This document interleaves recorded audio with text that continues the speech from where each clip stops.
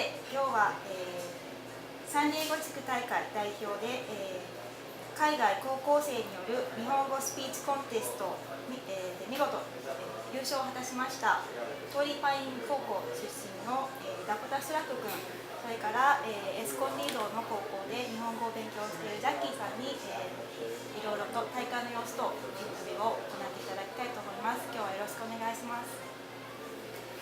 おめでとうございます、Dacoda-san. You've done a great job.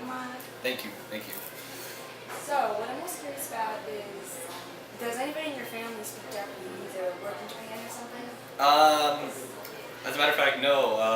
My parents both studied different languages. My dad studied German, and my mom studied Spanish in high school. So I don't really have too much of a connection with Japan when it comes to those kind of family relationships or whatever.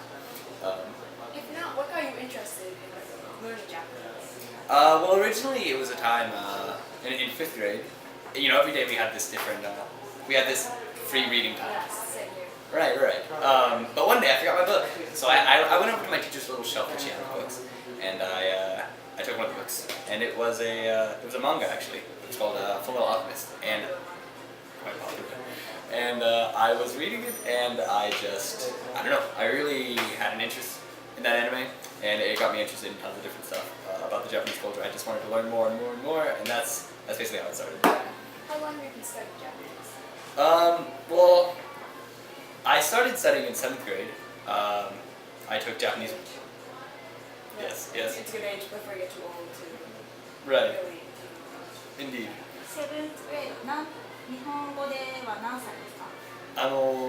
それは多分13歳ぐらい。13歳。そうですね。So around 7th grade, I took 1 year of Japanese, and then unfortunately I had to switch schools. So I ended up taking Spanish for three years or so. So I was taking a break from Japanese, and then I went back and I finished up my Japanese studying. So in all, in school I was taking 3 years of Japanese. That's what I took. But of course, by myself, I was studying in that little hiatus in between studying Japanese. I was just whenever I wanted to watch an anime, maybe I'd pick up a few words or whatever. I would study by myself a little bit. What was the hardest thing about learning Japanese? For me, it was kanji.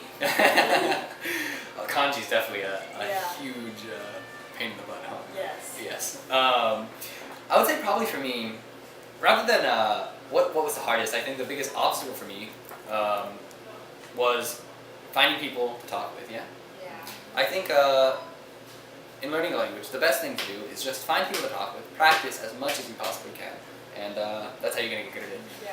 So in lacking the initiative to go out and talk to people, I think I really I stood in my own way when it came to learning Japanese. But now I've such a bigger connection with all the people, with people in the local San Diego Japanese community, and with people abroad in Japan right now, studying with high school students, with college students, that I have so many people that I can talk to. Right. And I think that's totally really useful. definitely. Do you plan on using Japanese in your future career, or maybe move to Japan? I would love to be able to use Japanese or move to Japan in the future. I mean, right now, everything's up in the air. I'm just going to college, so I have no idea, what the future holds or where college is going to take me, what kind of different opportunities I'll have. But if I could, I would be so thrilled to be able to use it. I just think it would be a shame not to. Are you doing your major plan yet? Yes, right now I'm going to mechanical engineering up at UC Irvine. I'm not sure if I'll stay there. I might switch around. I'm not. Yeah. So, but we'll see where it goes. Yeah. So why did you enter the San Diego Japanese speaking competition? Well, my teacher at Toy Pines at my high school, her name's Sumai Sensei, and she told the entire class, she was like, hey, they have the speech contest. If anybody of you wants to enter, you come talk to me after class, and we will get you in that contest. So I went and talked to her after class, and that's how it went down. Yeah. So, finally, other than anime and manga, what was your favorite thing about Japan? I'd say, more than anything, probably just how warm the people were there in Japan. Just because, I'd heard some things. I'd heard that sometimes the Japanese could be kind of cold and they could kind of, be unfeeling at times. Yeah.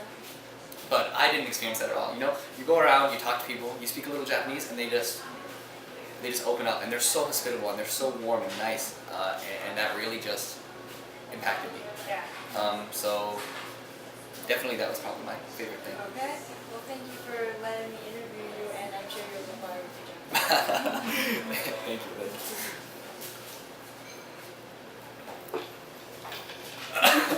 ありがとうございます。はい、ありがとうございます。